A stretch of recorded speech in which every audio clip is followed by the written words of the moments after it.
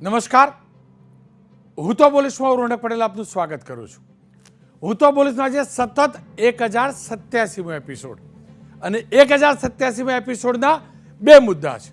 પહેલો મુદ્દો છે ચૂંટણીમાં ખોખો. ખોખોની રમત આપ તમામ લોકો જાણતા હશો. નવી પેઢી કદાચ નહીં જાણતી હોય, પણ ચૂંટણીમાં પણ એકબીજાને ખો કેવી આપવામાં આવે છે અને ખો આપવામાં આવે છે કે ખો લેવામાં આવે છે, એ સૌથી મોટો મુદ્દો છે. અને બીજો મુદ્દો છે નેતાજીના કેટલા ટકા. નેતાજીનો મતલબ જનપ્રતિનિધિ, નગરસેવક, કોર્પોરેટર, ધારાસભ્ય અને સાંસદ, એમને જે ગ્રાન્ટ મળે છે એમાં શું એ જનપ્રતિનિધિની કોઈ ટકાવારી હોય છે? એ મુદ્દે ચર્ચા કરવી છે. ઘણો મહત્વનો મુદ્દો છે. અત્યાર સુધી લોકો વાત કરતા હોય છે, પણ ઓન સ્ક્રીન ભાગ્યે જ એની ચર્ચા કરે છે. એટલે મુદ્દે ચર્ચા કરવી છે. પરંતુ શરૂઆત કરીએ આજના યુગમાં, સોશિયલ મીડિયાના યુગમાં રાજનીતિમાં ખોખોથી.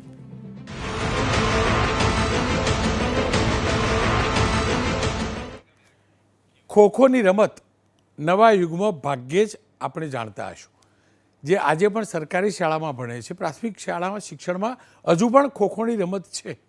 અને ખોખોની રમતમાં ખો આપવામાં આવે છે, ખો આપી બીજાને દોડાવવામાં આવે છે. આ રાજનીતિમાં થતું હતું. આવું જ જે મેદાન ઉપર થતું હતું, આવું જ રાજનીતિમાં થવા લાગ્યું છે. આ તમામને યાદ હશે, કોંગ્રેસની અંદર અમદાવાદ પૂર્વના કોંગ્રેસના ઉમેદવાર રોહન ગુપ્તાએ ખો આપી દીધી. હવે ખો કોણ લેશે? કારણ કે ઉમેદવાર જાહેર કર્યા, એમને રાજીનામું આપ્યું, ચૂંટણી લડવા ના પડી.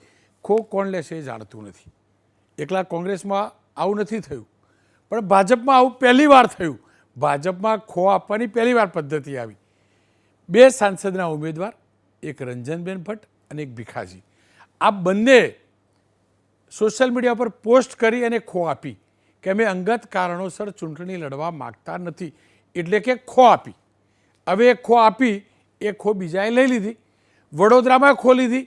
વડોદરામાં થોડા ઘણા અંશે એ ખો ફરીથી કોઈને ખો આપી એવી સ્થિતિ સર્જાઈ. પણ સાબરકાંઠામાં તો જબરજસ્ત ખરાબ સ્થિતિ સર્જાઈ છે. ભીખાજીની ખો શોભનાબેનને આપવામાં આવી. શોભનાબેનને ઉમેદવાર જાહેર કર્યા, પણ ત્યાં શું થઈ રહ્યું છે આપણે જાણીએ છીએ. પણ આ જે ખોખોની રમત છે એ હવે મોબાઈલ ઉપર પહોંચી ગઈ. માફ કરજો, સોશિયલ મીડિયા ઉપર પણ પહોંચી ગઈ. સોશિયલ મીડિયા ઉપર તમે બીજી ગેમ જુઓ છો ને, હવે ગેમ રાજનીતિની જોજો.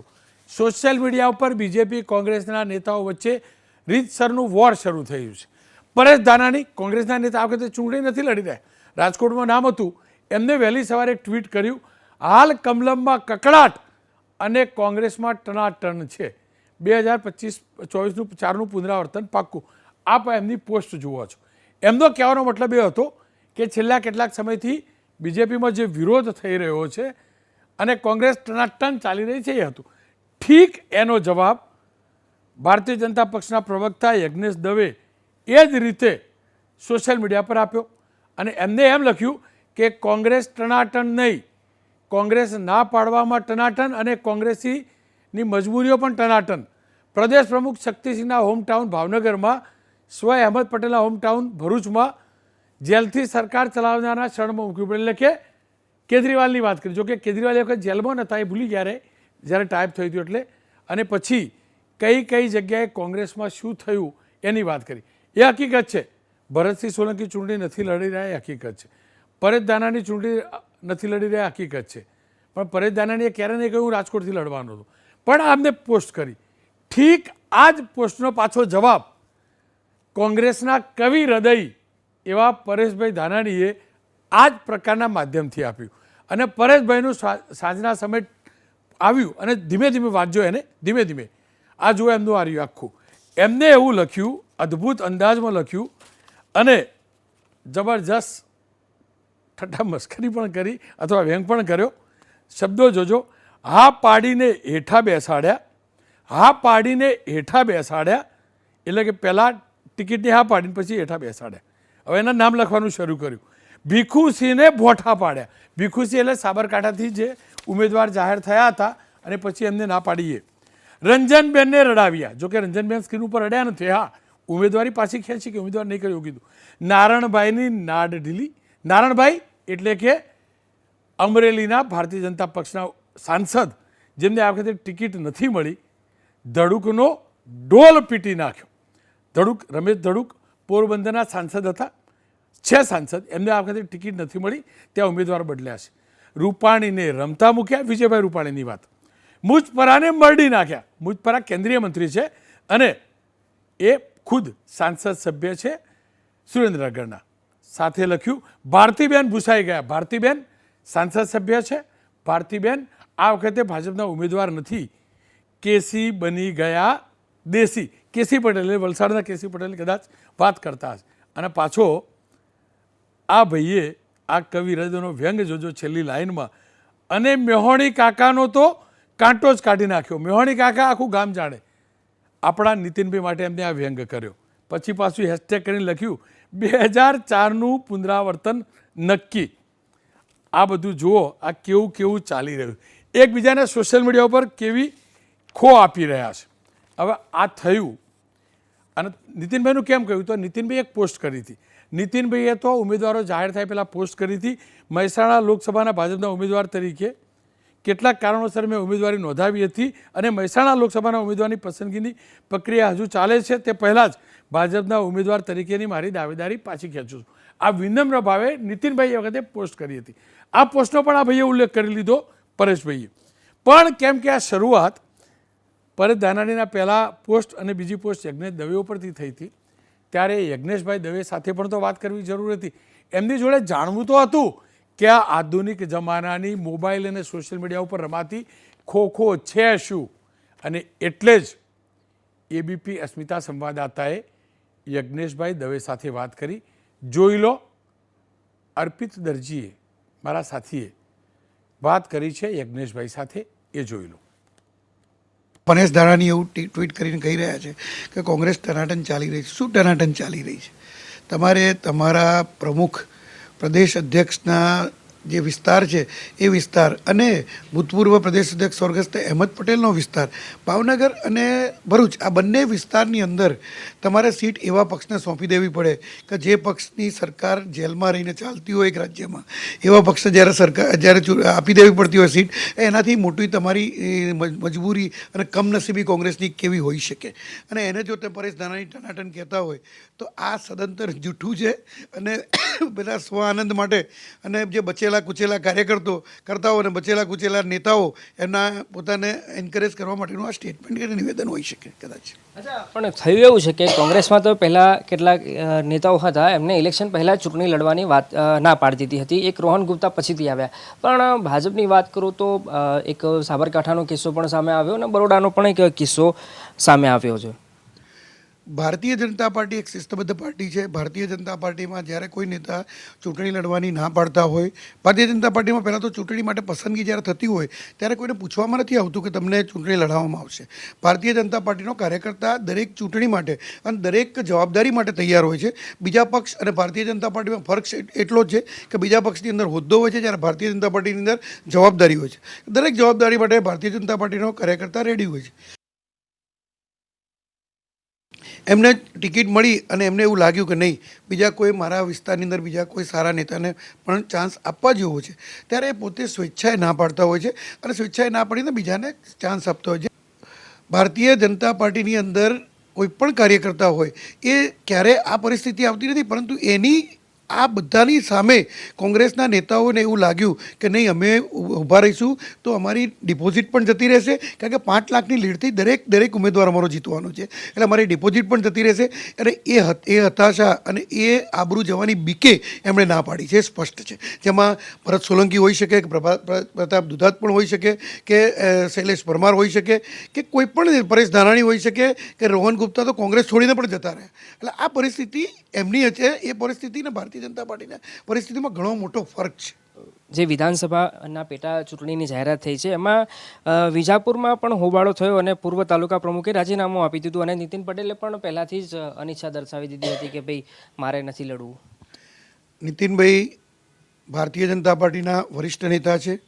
તેઓ 7 વખત MLA રહી ચૂકેલા છે અને છેલ્લા 25 વર્ષથી તેઓ મંત્રી અને છેલ્લા ટર્મની અંદર નાયબ મુખ્યમંત્રી પદ પણ રહી ચૂકેલા છે. એટલે નીતિનભાઈ સ્વાભાવિક છે કે ભારતીય જનતા પાર્ટીની નીતિ રીતિ અનુસાર અન્યનો ચાન્સ આપે એ સ્વાભાવિક છે. અને નીતિનભાઈ આજે પણ પક્ષના વરિષ્ઠ નેતા અને પક્ષ માટે એમનું માન એટલું જ પક્ષની અંદર છે.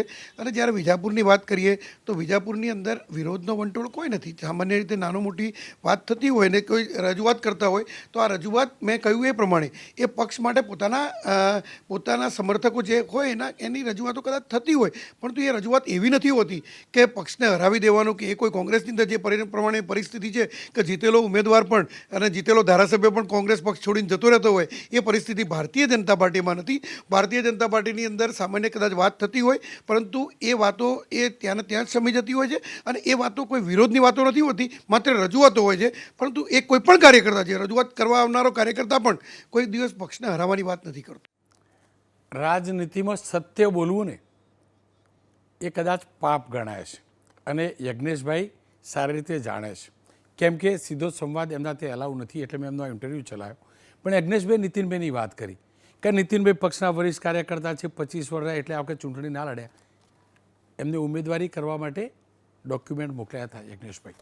અને બીજું, જો તમારા પક્ષના નીતિનભાઈ ચૂંટણી ન લડ્યા એટલે બીજાને મોકો આપવા માગતા હતા, તો કોંગ્રેસના જગદીશભાઈ તો બીજાને મોકો આપવા માગતા હોય. ભાઈ, આપણી થાળીનો લાડુ એ લાડુ અને બાજુની થાળીનો લાડુ એ પથરો, આવું તો ના હોય ને યજ્ઞેશભાઈ.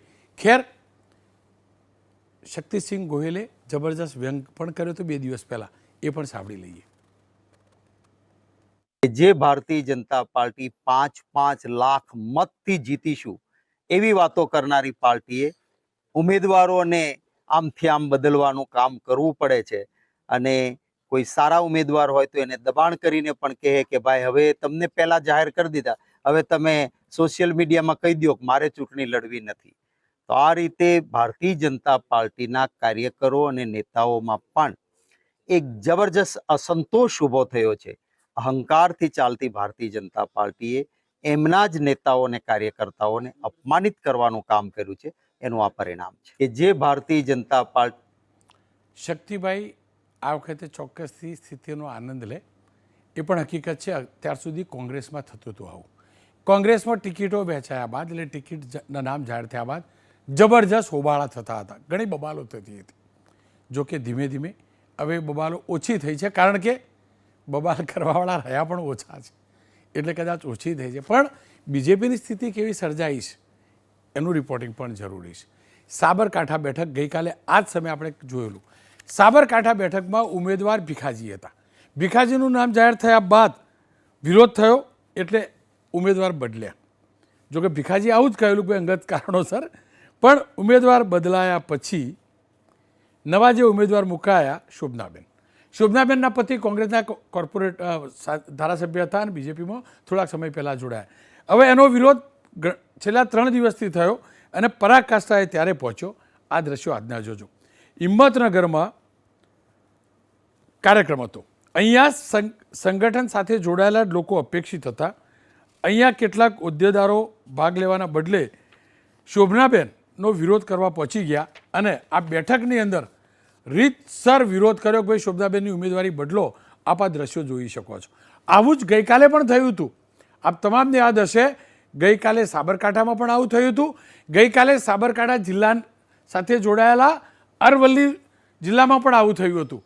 આ સાબરકાંઠાના દ્રશ્યો ગઈકાલના જોવા છો. હવે અરવલ્લી જિલ્લાના પણ દ્રશ્યો જોજો. સાબરકાંઠામાં તાલુકા પંચાયતના એક સભ્યએ રાજીનામું પણ આપ્યું ગઈકાલે, અને આજના દ્રશ્યો અરવલ્લીના જોઈ લો. અરવલ્લીમાં આજે પણ થયું. ગઈકાલે રેલી નીકળી કમલમ ઉપર, ત્યાંના સ્થાનિક કમલમ ઉપર જઈને આ ધરણા પ્રદર્શન, વિરોધ પ્રદર્શન કરાયું. આજે થોડા ઘણા કાર્યકર્તાઓ એ જ ભાજપનો ખેસ પહેરી ચક્કાજામ કરતા નજરે પડ્યા. ઠીક આજે ભીખાજીને ટિકિટ કપાઈ ભીખાજીની, એટલે કાર્યકર્તાઓ રીતસરની ધમકી આપી. અમને તો એમ હતું કે કદાચ આ કાર્યકર્તા નહીં હોય, બીજું જ કોઈ હશે, અને કદાચ કોઈ કાર્યકર્તા હશે તો ખૂણે ખાંચેથી કોઈ અવાજ ઉઠ્યો હશે. પણ ખુદ કનુભાઈ પટેલ સાબરકાંઠા જિલ્લા ભાજપના પ્રમુખ છે, એમને જ કહ્યું કે હા, આમાં આ લોકો અપેક્ષિત નહોતા પણ વિરોધ કરવા આવ્યા, અને વિરોધ કરવા આવ્યા હતા એ ભારતીય જનતા પક્ષના કાર્યકર્તા જ હતા.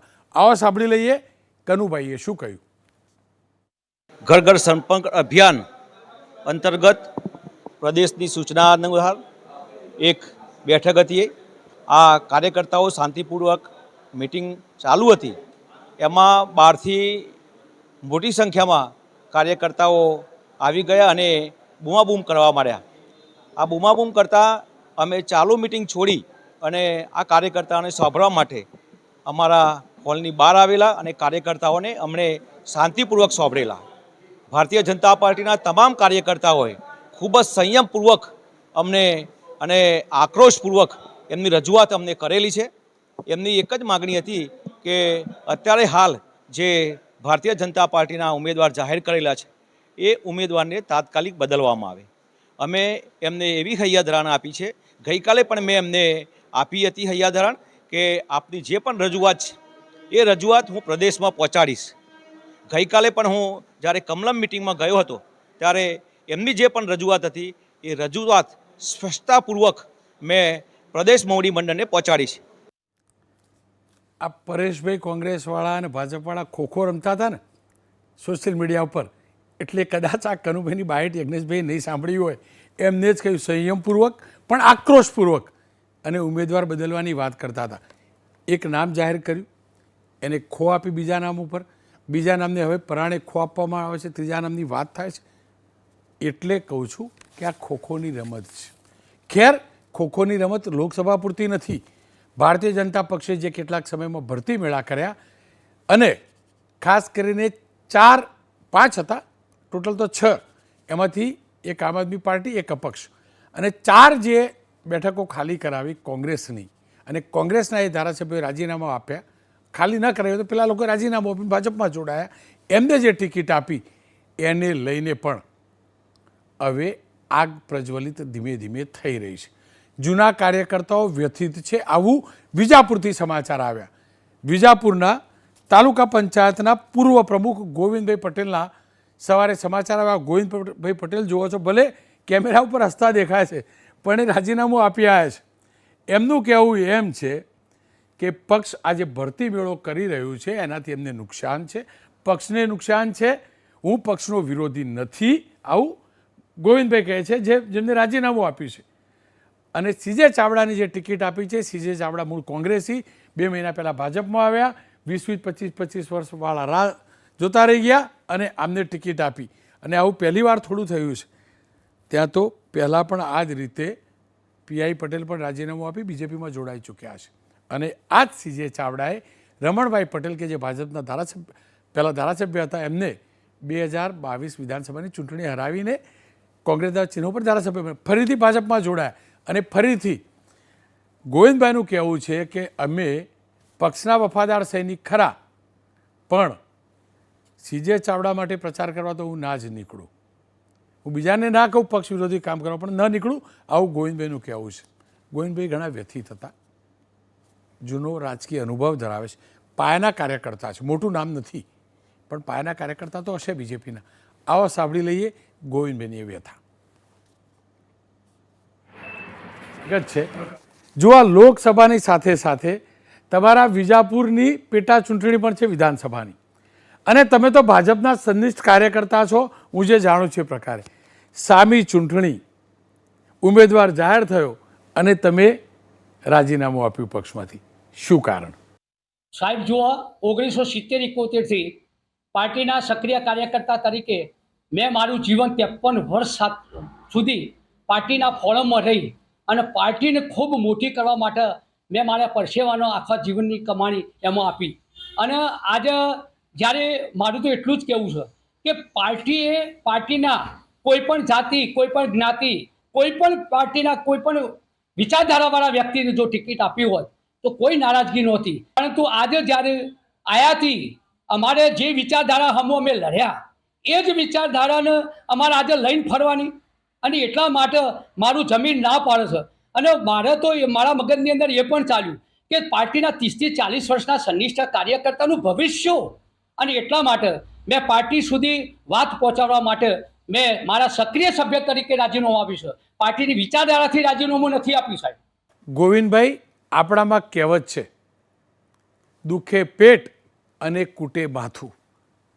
ગોવિંદભાઈ, ક્યાંક એવું તો નથી ને કે તમને અપેક્ષા હતી કે વિધાનસભાની ટિકિટ તમને મળશે અને ન મળી એના કારણે તમે આક્રોશ વ્યક્ત કરો છો, અથવા તમારા પરિચિતને તમારે ટિકિટ અપાવી હોય અને પક્ષે ના આપી હોય એટલે તમે આક્રોશ વ્યક્ત કરો છો? ક્યાંક એવું તો નથી ને? ના ના ના ના સાહેબ, 95 ટિકિટ માગું છું અને 2002માં માગી હતી, 2007માં માગી, 2012માં, 2017, 2022, તો પણ જ્યારે કોઈને પણ ટિકિટ આપી સાહેબ એના ઇન્ચાર્જ તરીકે મેં કામ કર્યું છે, સનિષ્ઠાથી નિષ્ઠાથી. એટલે એવો કોઈ સવાલ જ પેદા થતો નહીં કે મને ટિકિટ આપી દો. મારી તો એટલી વાત હતી કે ભાઈ પાર્ટીના સનિષ્ઠ અને વિચારધારાના, રાષ્ટ્રીય વિચારધારાવાળી વ્યક્તિને જો પાર્ટીએ ટિકિટ આપી હોત તો કોઈ જ મન દુઃખ નહોતું સાહેબ. પરંતુ જુઓ, વિજાપુરની બેઠક ઉપર આ કંઈ નવું નથી. પહેલાં ભારતીય જનતા પક્ષ, પીઆઈ પટેલ ધારાસભ્ય હતા, રાજીનામું આપીને કોંગ્રેસમાંથી તમારો જ પક્ષ બીજેપીમાં લઈ આવેલા ને, પીઆઈ પટેલ બીજેપીમાં આવેલા ને, એટલે વિજાપુર માટે તો આ નવું નથી. તો અત્યારે જ કેમ આ સવાલ? પણ પીઆઈને લઈને આવ્યા, પણ પીઆઈને ક્યાં ટિકિટ આપી હતી સાહેબ? પીઆઈનો ઉપયોગ કર્યો, પીઆઈને નાળ્યા અને પાર્ટીને એવું ના લાગ્યું કે પીઆઈને ટિકિટ આપી જુઓ, તો પીઆઈને ટિકિટ નથી આપી. તો અહીંયા મારું તો એક જ કહેવું છે કે તમે જેને લાવ્યા, ના નથી, પાર્ટી મા બાપ છે, પાર્ટીને પોતાની સત્તા છે અને પાર્ટી કોઈ વિચારના આધારે કોઈ પણ વ્યક્તિને પાર્ટીમાં જોઈન કરાવતી હોય, પણ કમસે કમ એ વ્યક્તિનો ઉપયોગ કર્યો હોત અને એમનો પાર્ટીની અંદર એમની સેવા લીધી હોત અને પછી પાર્ટીની અંદર આપ્યું હોય, તો આવા હજારો કાર્યકર્તા જે સમર્પિત છે, 30થી 40 વર્ષથી પાર્ટીનું હૃદયથી કામ કરે છે, એવા સનિષ્ઠ કાર્યકર્તાઓનું મન દુઃખ ના થયું હોત સાહેબ. જુઓ, વિજાપુર એ એવો વિસ્તાર છે જેને દેશમાં બીજેપીના પહેલા સાંસદ આપ્યા છે. મહેસાણા લોકસભા બેઠક ઉપરથી વિજાપુરના ડૉક્ટર A.K. પટેલ ચૂંટાયા હતા અને પહેલાં લોકસભામાં બીજેપીના ચિહ્નો પર પહોંચ્યા હતા. 2 સાંસદ પૈકીના એક હતા. તમે જે વાત કરો છો દિલ દુખાવાનું, એ તમારા એકલાનું જ દિલ દુભાયું? તમને એકલાને જ તકલીફ પડી કે પછી વિજાપુરમાં અન્ય લોકો, અન્ય પક્ષના કાર્યકર્તાઓ પણ છે જેમનું દિલ દુભાયું આ બધું થવાથી? જો હું એટલો રાજીનામું એટલા માટે આપ્યું છે કે કોઈ એકે તો શરૂઆત કરવી પડે ને સાહેબ. અને મેં મારો સંદેશો પાર્ટીને પહોંચાડવા માટે સક્રિય સભ્યથી રાજીનામું આપ્યું છે. મેં પાર્ટીને છોડી નથી અથવા પાર્ટીના વિરુદ્ધમાં હું બીજા પક્ષની અંદર જવાનો છું એવું કોઈ જ મારા મનની અંદર નથી. કારણ કે 1966થી હું સંઘનો કાર્યકર્તા છું. આ 60 વર્ષથી મારા લોહીની અંદર કેસરીઓ વણાયેલું છે સાહેબ. મારું કહેવું એ જ છે, આક્રોશ, દુઃખ, દર્દ આ બધું એકલા તમને એકલા ગોવિંદભાઈને જ છે કે બીજા લોકોને છે? કેમ બીજા કોઈ તો દુઃખ વ્યક્ત કરતા નથી, બીજા કોઈ રાજીનામું આપતા નથી, બીજા કોઈ આક્રોશ તો વ્યક્ત કરતા નથી, તો એનો મતલબ બીજા કોઈને દર્દ નથી, તમને એકલાને જ દર્દ છે? જો સાહેબ આમાં બધાની શક્તિ ને તાકાત ના પણ હોય. કેટલાકના મનની અંદર એવી લાલચ પણ હોય કે મને ભવિષ્યમાં પાર્ટી પ્રોજેક્ટ કરે.